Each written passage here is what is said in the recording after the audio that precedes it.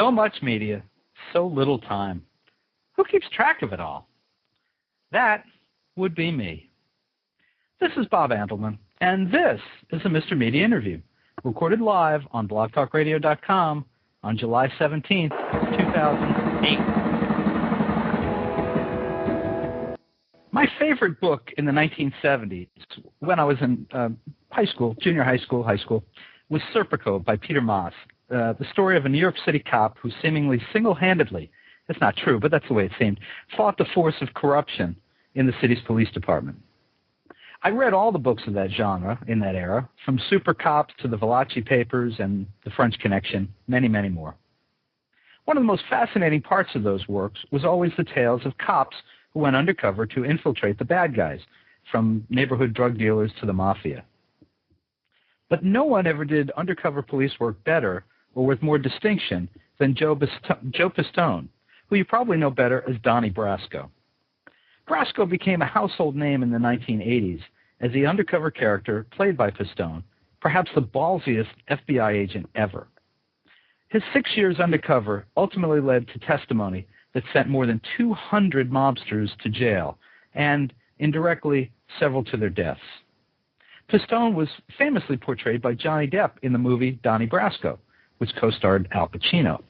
Now, he's just finished and published a new book with Charles Brandt called Donnie Brasco, Unfinished Business, that fills in the gaps, some of the gaps, many of the gaps, from the first book. Joe, welcome to Mr. Media. Thanks for having me. I appreciate it. No, I greatly appreciate your time and the work you put in. I always find this kind of stuff quite fascinating, and delighted to get to talk to you. Joe, you led one of the most famous double lives of anyone in American history, I think. Do you ever look back on that time and find yourself amazed, like the rest of us, at what you accomplished? Yeah, sometimes I do. When you're sitting around talking to other agents, and I do the undercover schools, talking to the agents that have worked undercover, and going over stories. Sometimes I do say, "Geez, I don't know how I ever did that." I imagine some of the young guys are like, because it really was a generation removed now. They're probably like, "Yeah, right, sure, he did all that stuff, Well, fortunately, it's all on record. It's as far as the trials and the court proceedings. So it's not like guys sitting around and telling a story that nobody can verify. Mm-hmm. So I'm pretty lucky that way that it's all been verified. Now, I did a news search today for current news, searching Donnie Brasco, and the name brings up all kinds of references. When did your Mafia name become a noun or even a verb? I don't know. You see it. I'm sure you more than I, because you're aware of it. You see it referenced in all kinds of ways. Even in rap music. Is that right? Now that I didn't know. Yeah, there's a couple. I'm not a rap, so I don't know. But there's a couple rap songs make reference to, being Donnie Brasco. Oh, so you're not going to sing a few lines for us just so we can know? No. No. Okay. Well, I tried. Tell us a little bit about what led you to write the new book, Donnie Brasco, Unfinished Business. Well, doing all the, I lecture quite frequently, both police organizations and private companies, private organizations. And a lot of the questions that I get asked were questions that weren't answered in the first book, strictly because the investigation was still ongoing as far as the court trials, and I couldn't reveal stuff that wasn't made public record because trials were still going on. So when the trials had ended and all the information was public record, basically, is when I decided to write Unfinished Business. What are some of the biggest issues that you felt were left behind? Were they the outcome of certain trials? Were they things that you felt you couldn't reveal that you had done or that other people had done at the time? What was some examples? Well, the outcome of certain trials, trials that were going on, and plus events that happened while I was undercover that weren't revealed during the first book and during some of the first trials. Personal things that happened and information regarding different wise guys that couldn't be revealed without being public record.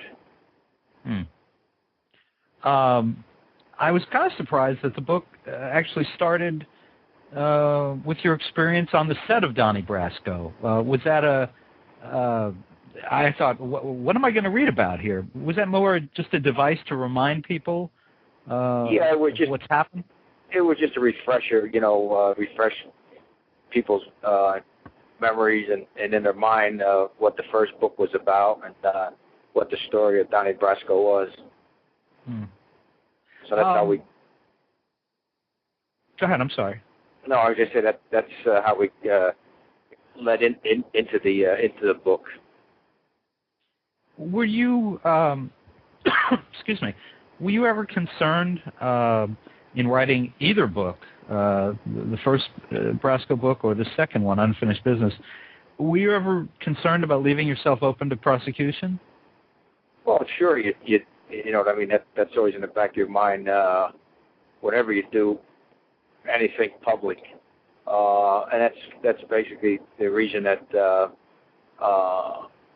what's in Unfinished Business was left out of the first book, and then again after stuff became public record and so many years had gone by, but that's the risk any undercover runs, is that you get a zealous prosecutor that decides he wants to,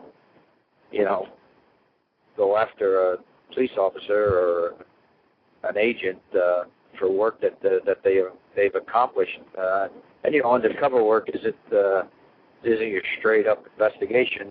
You have to do certain things if you're going to maintain your credibility, but more so if you're going to stay alive.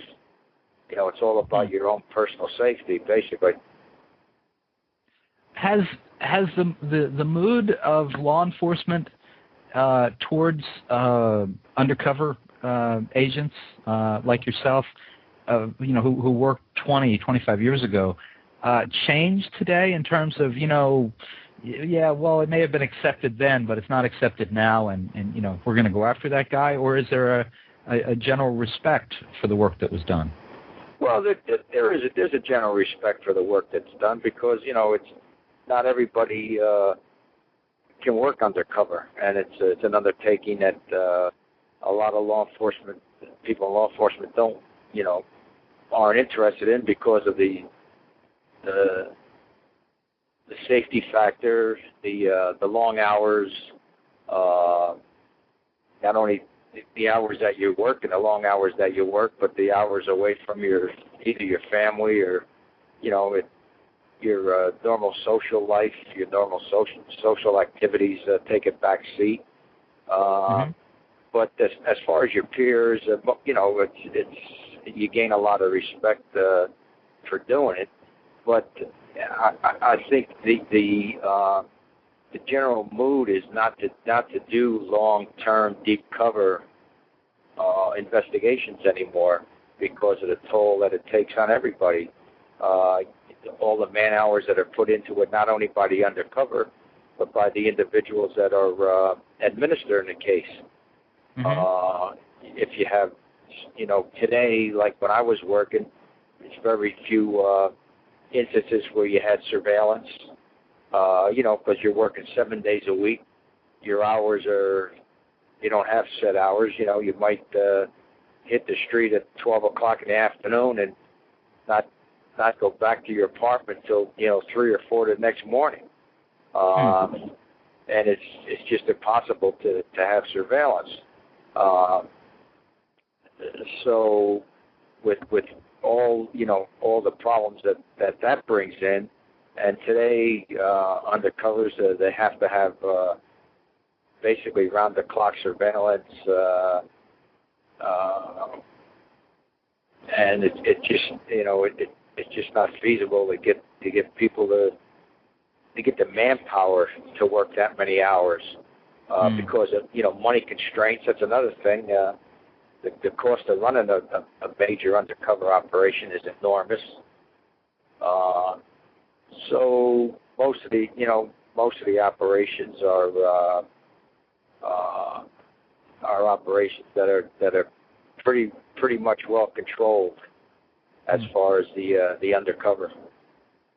I'm thinking too that the internet is something that's different today from then, in that when you did your work, the FBI probably had greater research access than probably to a degree anyone on Earth. But today, if someone in organized crime doubts the veracity of someone who's trying to get in with them, they can tap the internet and look somebody up and find pictures and what you did in grade school and all that kind of stuff that wasn't available at the time. That's correct. You're 100% correct, and that's another thing that's factored into it is building the background for the undercover. And today, you basically, if you're going to put somebody in a long-term deep cover, you basically have to go back to their grade school days because of all the information that's on the internet, and it is quite an undertaking, to create a foolproof background for an undercover agent. Let me give out our phone number if anyone would like to call in and ask Joe Pistone, also known as Donnie Brasco, a question or have a comment about his work. It is 646-595-3135, and of course that's only if you're listening to us live Thursday, July 17th. A book came out earlier this year called Covert, My Years Infiltrating the Mob by Bob Delaney, and it was actually written by a neighbor and a friend of mine, Dave Scheiber. Yeah, right. What do you know about Delaney's work, and how does it, are you able to compare the time that he spent undercover, I think with the New Jersey State Police, all right, with your own efforts with the FBI? Well, Bobby, of course, Bobby was a New Jersey State Trooper, and the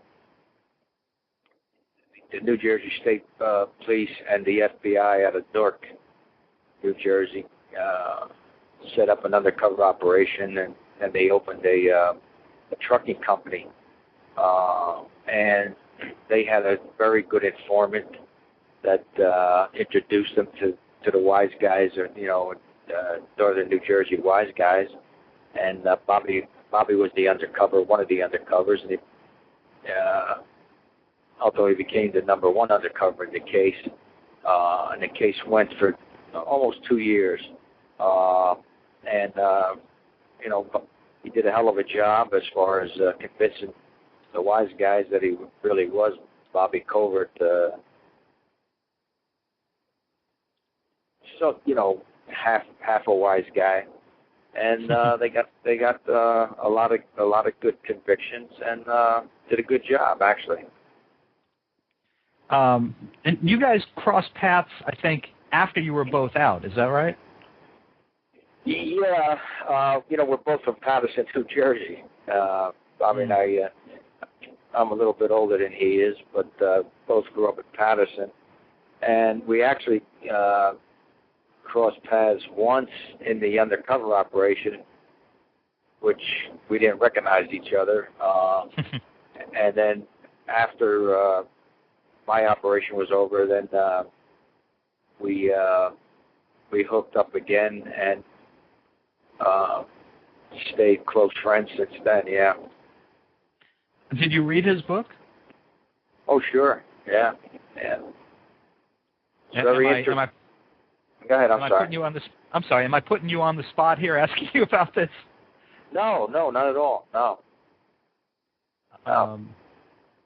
One of the things that caught my attention in his book and kind of in yours, it's kind of the same question, and I suspect it's not dealt with for a clear reason, but it's kind of hard to imagine you guys going through so many years in organized crime, as members of the Mafia, so to speak. But there's very little reference to women, and I think you talked about you had a girlfriend. Allegedly, you had a girlfriend. Of course, we know you had a wife and family. Is there? It's hard to believe that guys could be around wise guys that long and not have to be perceived as cheating, having sex. Or maybe I've watched too many episodes of The Sopranos. Well, what you do is when you go into an operation, you lay out all the groundwork before you go in, as far as what your persona is, what your background is, what your legend is, and like I never used drugs in my life, and I certainly wasn't going to use them in my undercover role. And right. the first time anything is brought up like that, you just let the wise guys know, or the gangsters know, where you stand on the issue. And I like to say, you can't be a politician. You can't sit on the fence and say, not now. If somebody offers you drugs, not now, because that means you use it, but and you can't keep saying not now. I was kind of lucky in that with the wise guys of that day, they weren't drug users. They dealt in it. It was strictly a money-making operation. It's not like the generation today where a lot of the guys, turned out to be users, which was one of the downfalls of the mob, that the younger guys started to use the product, right. Besides selling it and making money off it. Now, as I recall, was it Sonny Black whose son had a problem? No, it was Sonny Red's. Sonny Red's son, Bruno. Yeah, Sonny Black was my boss. Sonny Red was the another boss of another faction, and his son had a coke problem. And that was more the exception than the rule at that time, I guess. Oh, definitely. Yeah. And like I say, the wise guys that were that generation, I didn't know any of them that actually used it. It was that like their sons would become users, because it was it was a death penalty if you got caught, actually. Right. So it's just meaning it wasn't tolerated. Yeah, it wasn't tolerated. Yeah, you can make money off it, but don't use it. Keep it out of the neighborhood. I was stunned to learn that you wrote a novel of all things, with Joe Bonanno's son, Salvatore. Yeah. How on earth did that happen? I mean, I think the sense that I and other people have is that, you've since coming out, that you've coming out, and I'll clarify that, coming out as an agent. Thank you. You're welcome. That you've been kind of protected and sequestered. How on earth did you connect with Salvatore Bonanno? Well, he had been out for quite a while as far as mob activities. He had been in jail and got out and was living out west. And, had not been involved in, actually wasn't involved with the Bonanno family during the years I was undercover. And it just so happened that we had the same agent, and just broached to me one day, would you think about doing a book with Bill Banana, you know? And I said, well, you know, it's been so many years, you know, and I know he wasn't involved anymore. So I said, well, if you can bring us to the table here, and we'll sit down and see what the feelings are, we'll discuss it. Mm-hmm. And he had the same, you know, attitude. Like I say, I had not done anything. They were out of the New York area for 25 years by the time I got working with the Bonanno family, and so we kind of, you know, had a mutual respect for each other. He respected what I did, and you know, he was of the old school as far as being a gangster, where they, you know, it's funny where the old timers really believed in what they were doing, if that makes any sense to you. Mm-hmm. They believed in the organization, so to speak, or the society. So after a few sit-downs, as we say, we came together and decided we could do a novel, and I handled the FBI part, you know, once we got a storyline and everything, and he handled the gangster part. It was pretty successful, actually. Now, when you went to those first meetings, I mean, did you have somebody come with you? A little protection, just a little back? Well, we had it in the agent's office, you know, in New York, and I had brought a friend of mine that's a retired New York City detective, that good friend, and Bill had one of his friends with him. So, but it turned out that, you know, he had nothing against me, and he had been out of jail for 20 years, so, and I had done some checking around, and, you know, I was told that, look, you know, he's not involved in anything illegal anymore, so as long as I got that word back that he was involved in anything illegal at the time, and hadn't been for years, that since he got out of jail, so, and I had no problem with it.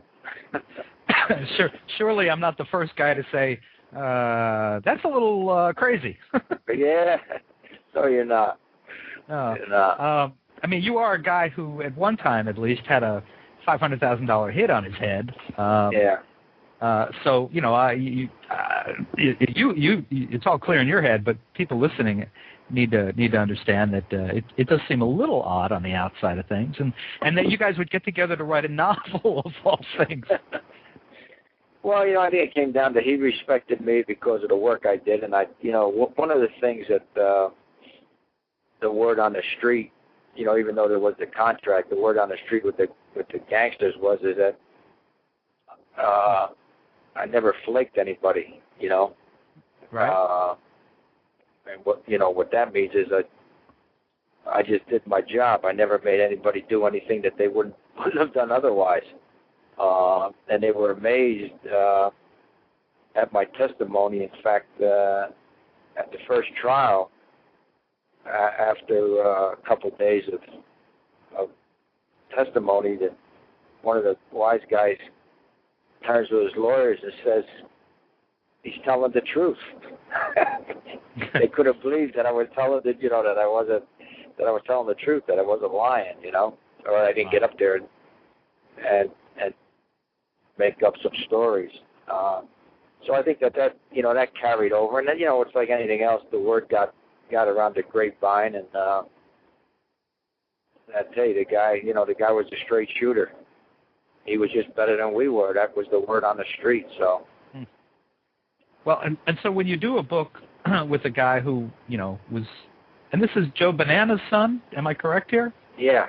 Yes, sir. Yeah, okay. So when you do a book, like that, I mean, who do you get to endorse the book? You go, hey, Gotti, come on, write a few lines for the back cover jacket. I mean, well, we got Nick Pileggi, who was pretty well known crime writer. Okay.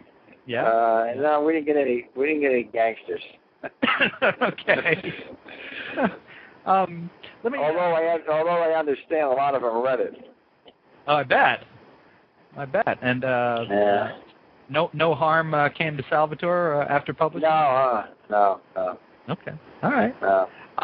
Let me give out our phone number again. I know sometimes we'll have someone on, and we have a lot of people listening, and they just want to keep listening. But I want to encourage people, if you have a question, great opportunity here to talk to Joe Pistone, who was Donnie Brasco in real life, undercover for the FBI. Has a new book out, Donnie Brasco, Unfinished Business, the sequel to the first Donnie Brasco book, which was called My Undercover Life in the Mafia. Number to call is 646-595-3135 if you are listening to us live on July 17th. Joe, how has your family weathered all these years since you retired Donnie Brasco and reemerged as Joe Pistone? Pretty good. No problems. Yeah. I'm thinking, if you were my dad, I would, of course, be extremely proud of your accomplishments, but I might have some regrets about enduring the impact that your work had on my life and on other family members, and the way that maybe we had to lead our lives as a result. Is that a fair thing to ask? Yes, it is. Yeah, because the kids, they moved a couple times, changed last names, et cetera, changed schools. Not able to tell, new friends who they really were as far as family history, family background. So, go ahead, I'm sorry. No, I was going to say, has most of that passed now? I mean, are they able to live their lives as who they are and acknowledge who their dad is, or is that still pretty much, kept quiet? Yeah, it's pretty much kept quiet because, they obtained these other identities years ago, and now that's who they are. So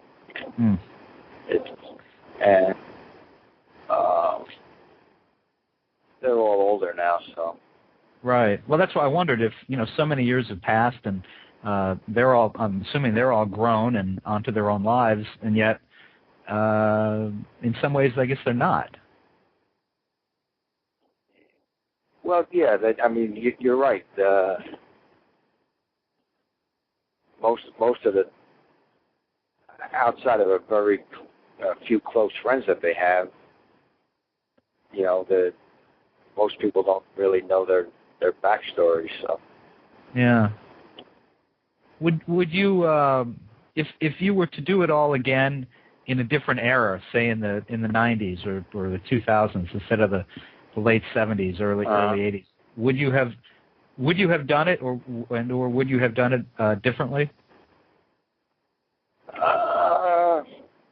Yeah. Of course, I would redo it. Sure. It'd probably be a little harder now because, like you say, it's kind of hard now to build a legend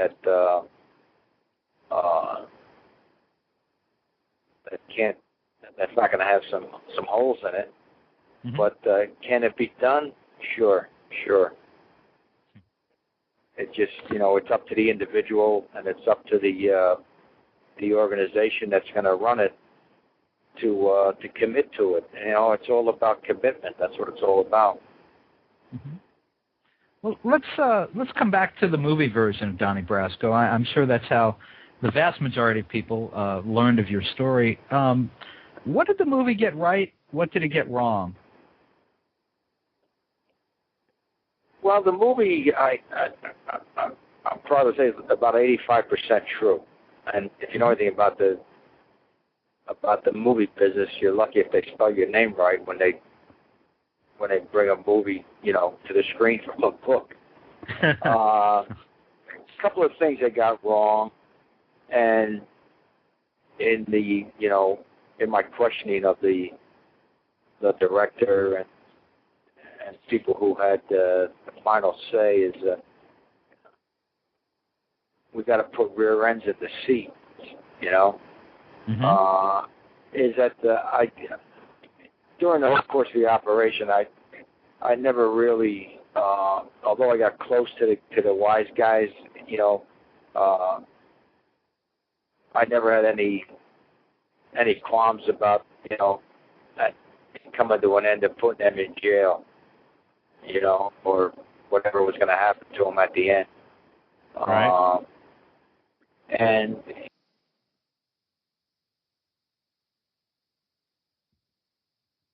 Joe?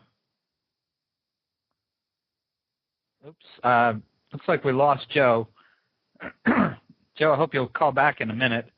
I know what he's talking about. There's a suggestion in the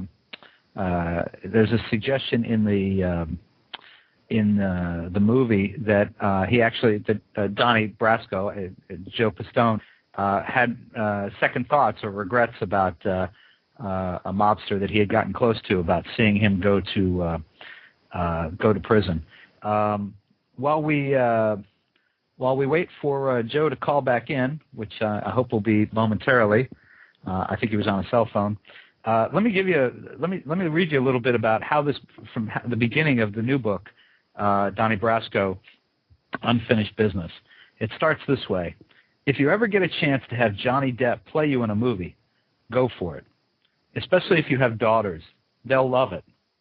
And I have 3 beautiful, smart, and talented daughters, raised largely by their mother while I was undercover for 6 years and then testifying around the country for many years thereafter. My daughters love Johnny Depp and love the fact that he played me in the film Donnie Brasco. But then everybody loves Johnny Depp.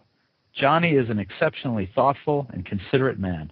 I'll give you an example from the filming of a scene that took place in a social club. But first, let me explain the meaning of these clubs. And then he goes on. Oh, okay. I think Joe is back. Joe, we got you there? Yeah, I'm back, right. yeah. That's all right. It gave me a chance to read the first paragraph of your book to everybody. All right. I don't want any copyright problems, though, okay? Yeah, you're all right. Let's see. We were just starting to talk about the movies, and I mentioned what I recall from reading the book and from the movie is that I think what you were talking about is that the movie kind of painted a picture that you had some regrets over a mobster that you had gotten close to having to face the music, and right. that wasn't actually the case, right? No, it wasn't. And also, I don't know if we had got cut off when I said there's a scene in the movie where they had me slapping my wife, which actually never happened. Ah. And in fact, that was like a 2-hour argument with the director over that, because that wasn't actually in the script, and that was put in on the day, Mm-hmm. But it's, their explanation was, well, that goes along with you being conflicted over the, over Lefty about him going to jail or getting killed, and the pressure, and but all in all, the movie was pretty accurate as far as the undercover aspect and the wise guy aspect of it.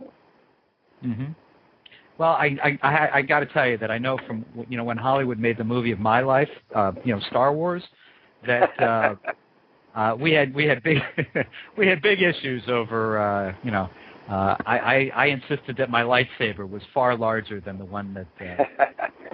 Well, I was kind of lucky in that, like I said, when they bring a true life story to the screen, most of the time they don't even get your name right, Mm-hmm. I was lucky with the individuals that I had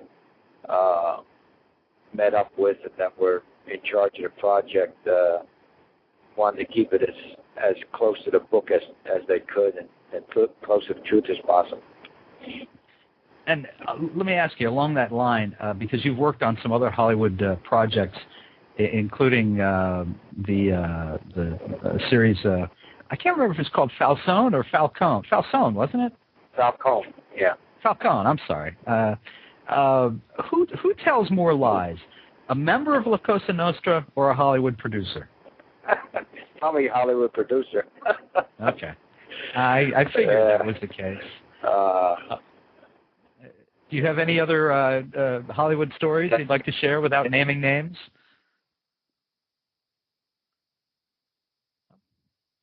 Well, we lost him again.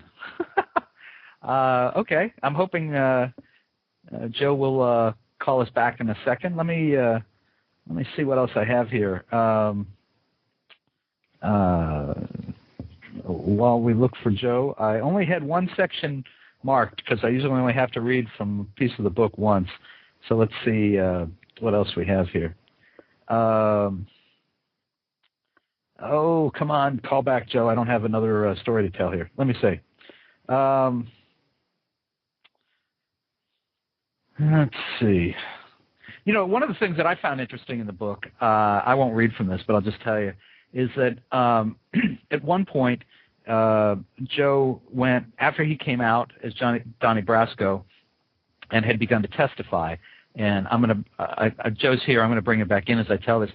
Joe, after you, from what I read, after you started testifying, there was a point where you were offered by the Bureau, the FBI, the chance to either go to San Diego or somewhere in the South to work in a bureau, but still be protected. And despite your many successes, testifying and all the organized crime guys that you brought to justice, nonetheless, you wound up with a special agent in charge in that bureau who didn't really give a crap, did he? Yeah, you're exactly right. And well, you know, there's always one guy that doesn't understand the work, and he just had no conception of undercover work, and more than that, he had no conception of what it takes to testify in major cases. You know, especially when you're the undercover, and the case is actually, you know, hinges on your testimony and your preparation. Mm-hmm. So we had our differences, to say the least. Never punched him out, though, huh? Came close. I kind of get that sense reading it. You know, you kind of read between the lines, and I get the sense that guy was, you know, about one line away from getting his face caved in. I don't know. Yeah, he was. You know, I always wonder about situations like that. And does the guy forget that you spent, you know, these 6 years, and the guys that you spent those 6 years around, that maybe, you know, for a second you might think you were Donnie and not Joe, and deal with him the way Donnie would? I wouldn't be taking the chance. I wouldn't be taking the chance myself. Do you watch many movies or TV shows that have a crime bent? And you know, do you see any that portray life the way you experienced it in those 6 years? Most of them don't. You know, you have mentioned The Sopranos before. They you know, David Chase got it pretty right, and the writers. It was close.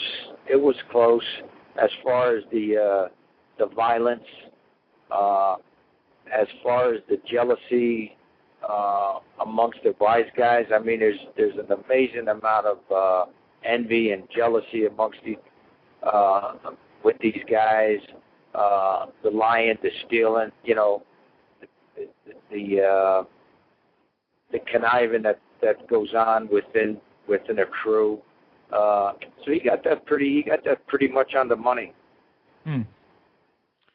The years ago, when I was a young kid reporter back in the must have been the early mid '80s, I did a day with. I spent a day with the police chief of a small beach town in Florida, and you know, we went all day, and it was pretty boring, frankly. It was really dry, and it was a small town. And then at the very end of the day, just before he's going to sign out, there's a robbery, and suddenly we're like racing for the car, and we're tearing through this little town at 90 miles an hour, and we go, and when it's over, and they catch the guy, and they deal with it. I said to him, "Wow." He said, "Yeah." He said, most of our days are like that. It's like 7 hours and 55 minutes of pure boredom, and then 5 minutes of absolute terror. And I've always thought, when I've read like a book like yours or Delaney's book Covert, or even going back further, I'm imagining that life in the Mafia was something like that. That it wasn't, maybe you're a wise guy 24 hours a day, but you're not doing anything that interesting 24 hours a day. Yeah, there's a lot of hanging out. They all have their social club. They all have their club where they hang out, and most of the day is spent playing cards and talking about your illegal activities, what you got going, and what you're gonna, what you want to get going, and what you should be stealing, and what you should be robbing, and maybe they do one thing out of 10, and basically just a lot of hanging out, and again discussing what I just mentioned.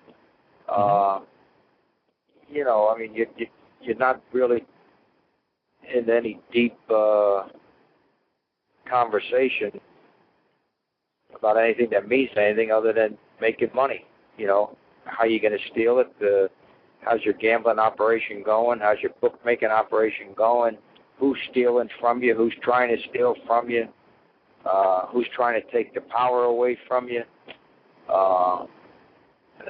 That's basically probably about 85% of your 80% of your day is spent hanging out in the social club. We've got a question. There's a live web chat that always accompanies the Mr. Media interviews, and we've got a very patient listener who's been wanting to ask me what you can tell us about Joe Massino, and if you had any. Joey Massino? Joe Massino, I'm sorry. Yeah. I had met Joey a couple times during my undercover years. And I was really surprised when I thought Joey was the last true gangster until he decided to flip and become a federal witness and go into program. But Joey was a tough guy. And like I say, he was a real gangster. And I never thought that he'd actually turn, but he did. How high up was he? Well, when I first met him, he was a soldier, and then he became a capo. I knew him as a capo, and then he actually became at one time he was the acting boss, and then he became the boss of the family. He was actually the boss of the family for a couple of years, and until the FBI rearrested him, indicted him, arrested him again. And then went to trial. He got convicted of I forget how many murders. And in order to spare his life, he became an informant. Was he? You said he was the real thing, a gangster. Was he the kind of guy that you could sit down and break bread with, so to speak, and feel comfortable and have a conversation? Is he a guy that when you walked away from the table, you didn't want to have your back turned to him? Well, yeah, he was the kind of guy you could do all that, but when you walked away from him, you never knew what the hell was going to happen. You're right. Yeah. He ordered Sonny Black, the hit on Sonny Black, who was my captain when I was in, and the reason being is because Sonny had introduced me to a lot of the bosses and Joey and him and Sonny were close friends. But in the mafia, that's who orders your hit. You know, the guy that's your close friend, or the guy that hits you is your close friend. Yeah, and let me ask you about that. I mean, you said that, you know, the movie painted this portrait of you as having some regret over these guys, some of these guys that you had become close with, and of course you said that wasn't the case. But when you hear, you know, when you first hear that there was a hit on Sonny Black, and, you know, that he's dead, or other guys, you know, did you have any moment when you went, wow? I mean, that's, you know, that's serious. That's some pretty serious shit. Yeah, well, you know, I knew once I got in with these guys, and when, you know, Sonny, Lefty, and a couple of the other, Tony Mira, when they started introducing me to other wise guys, that, you know, that they had pretty much sealed their fate, you know, because that's one of the rules of the mafia, you know. But right. then, but you know, they chose that life. I mean, I didn't have anything to do with them choosing a life, and they knew the rules. And there's certain rules, and one of the rules is you don't become a stool pigeon, you don't become an informant, or you don't introduce somebody that is, and if you do, you know, it's punishable by death. And once the case went down, you know, or we were going to take it down, you know, the FBI went to Sonny Black and gave him a chance to, you know, to come over to our side, and he told him who I was, and he knew his fate was sealed, but he was a true gangster, you know. He said, hey, you know, if he is an FBI agent, well, I didn't know it. Yeah. And you know, they all make their choice in life, and they chose to be gangsters, and they knew the consequences of breaking different rules. So now, did I want to see him get killed? No. I mean, that wasn't my job. My job was to gather evidence and indict him and convict him and get him in jail, not to get him killed. Well, and it's different too, isn't it? I mean, once you've actually made a personal contact with someone, even someone that you may detest, or you detest what they stand for, what they do, when that person dies, however they die, it still touches a little piece of you, no matter how you feel. Oh, yeah. Like that. Yeah, like I say, you know, I didn't want to see him get killed. I didn't want to see him, I felt bad, but, you know, when you're with these guys, you see that, you know, they order hits on another guy, and it's a guy that they've known, you know, they grew up with, they've known for years, you know, and knowing that in an undercover situation, if they suspect you of anything, it's going to be an informant. They're not going to suspect you of being an undercover cop unless somebody gives you up, you know, unless somebody says, hey, you know, Donnie Brasco is really an FBI agent. If they think there's something wrong with you, they're going to think you're an informant, and they're going to kill you right away. You know, there's no hesitation killing informants. And you know, I've been there when not physically at places, but during the course of my undercover operation, you know, there was a war going on within the family, and Sonny Black and Joe Massino's side killed three capos of the opposition, and then that's when I got the contract on Bruno, Sonny Red's kid. So you see the treachery that goes on, you know, and like I said, they know the rules, and they know the consequences if they break the rules. So. Mm-hmm. Well, Joe, I just got a couple more questions for you as we wind down here. And by the way, the listener in the web chat said thank you for talking about Joe. I appreciated that. Thank you. Okay. Continuing on the mob, but in a different way. I mean, Rudy Giuliani, before he was mayor, really made his bones, his own bones, if you will, prosecuting organized crime in the 80s. Were you surprised to see his presidential ambitions kind of flop around the way they did? Do you think too much time passed between his his successes with organized crime and the 2008 campaign? Well, it might be so, but I was kind of surprised because, I got to know Rudy when he was the U.S. attorney, and we had all those cases going. And, I mean, Rudy never left a stone unturned. He was, very precise, and I was kind of, I don't know, maybe it was money. I mean, I was kind of surprised to see the turn that his campaign took, without him campaigning in the different states and just confining it to Florida. Maybe it had to do with money. He just didn't have the financial backing to run the campaign. I don't know. But to answer your question, yes, I was kind of surprised. I thought he'd be right there to the end. Have you endorsed a candidate either privately or publicly for this campaign? I like McCain, to be honest with you. Because the service he did for his country, and plus he knows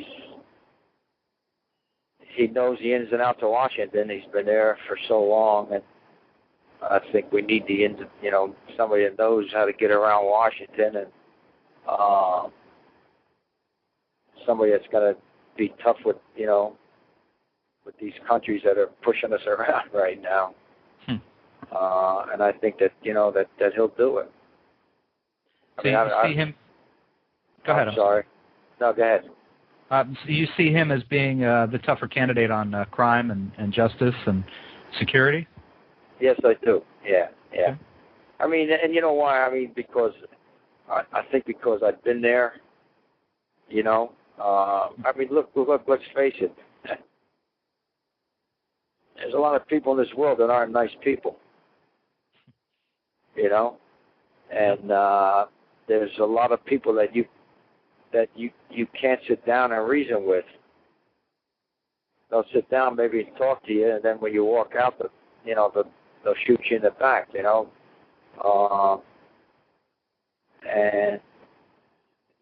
you got to have somebody that that's going to lay it out to the terrorists and the gangsters that look, you want to mess with us, this is what's going to happen. And I mean, I firmly believe that's why we haven't had another big incident here in the United States, is because they know that with the present administration, they'll go after them. Mm-hmm. It's like working with gangsters. You keep giving in to them, they're going to keep taking more and more and more. You stand up to them, they're going to draw the line somewhere. Okay. So. Well, I've got one more question for you, John. I'm going to let you go. All right. Have we or will we ever hear the entire Donnie Brasco story? And is there a Donnie Brasco book to be published with more details when you're gone? I think probably. That's not the answer I thought I was going to get, Joe. Really? All right. There's always more. Oh, my goodness. Interesting. Interesting. Has the work been done already? Is there a mayonnaise jar that's been hermetically sealed somewhere with that information? Yeah, I would think so. You would know. Wow. Great answer. All right. Well, that was great. Listen, folks, you really need to go and buy Joe Pistone's latest book. It's Donnie Brasco, Unfinished Business. It's the sequel to Donnie Brasco, My Undercover Life in the Mafia, which was, of course, the basis for the Johnny Depp, Al Pacino movie. And, of course, you can find that book, any of those books, pretty much anywhere books are sold, or you can order it online at mrmedia.com or amazon.com. And, Joe, thanks so much for joining us on Mr. Media. I really enjoyed the opportunity to talk to you. Thank you. It was my pleasure. All right. You take it easy, okay? Okay, you also. All right. Bye-bye. Bye-bye. All right, folks. So For dozens more celebrity and media newsmaker interviews, surf over to our main website, www.mrmedia.com, where you can listen to my conversations with the stars, writers, and producers of Curb Your Enthusiasm, Army Wives, 24, The Big Bang Theory, Pearls Before Swine, Tell Me You Love Me, The Dark Knight, Will Eisner's The Spirit, and many others. And please think about writing an online review of Mr. Media, casting a vote for Mr. Media, or marking Mr. Media as one of your favorites, whether you listen on Blog Talk Radio, Digital Journal, Blueberry, Zencast, Odeo, or iTunes. And listen, as I love to say, because I really mean it, I know you could spend your time almost anywhere. I appreciate that you've taken this time and spent it with Mr. Media. I hope you'll come back and check us again real soon. Bye, everybody.